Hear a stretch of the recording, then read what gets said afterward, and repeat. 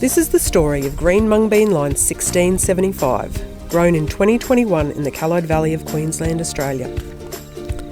The crop was planted over 330 hectares on the week of the 15th of February, which is considered a late planting for this region.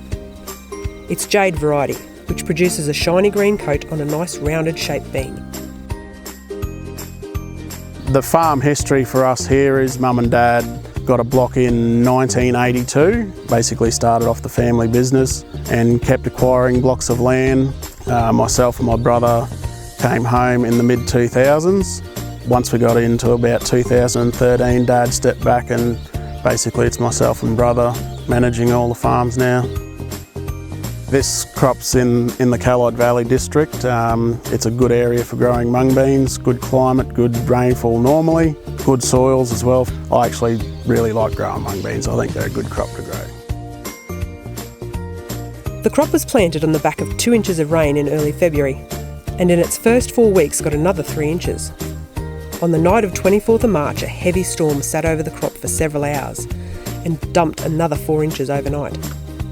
It was too much for one little corner of the crop, which died from waterlogging, but the rest of the paddock responded by flowering profusely. Low insect pressure throughout the growing season meant that most of the flowers were retained, and there was a nice even pod set, which always bodes well for getting a good quality crop. With mostly warm and sunny days and only a few cool nights through April, the crop matured quickly and evenly.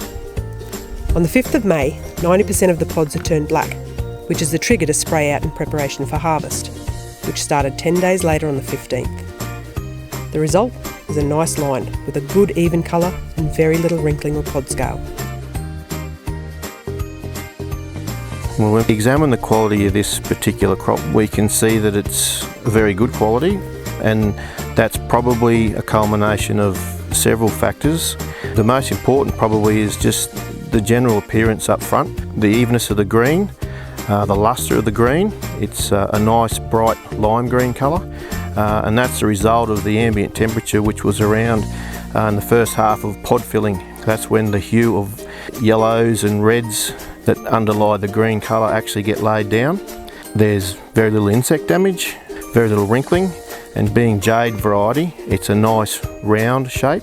That's not to say that it's not oblong, but the varietal influence of jade gives these shapes a bit more of a football shape to the oblong bean than some of the other varieties, and that shape is actually what many of our overseas customers pay a premium for. So all in all, the quality of these beans is really top shelf.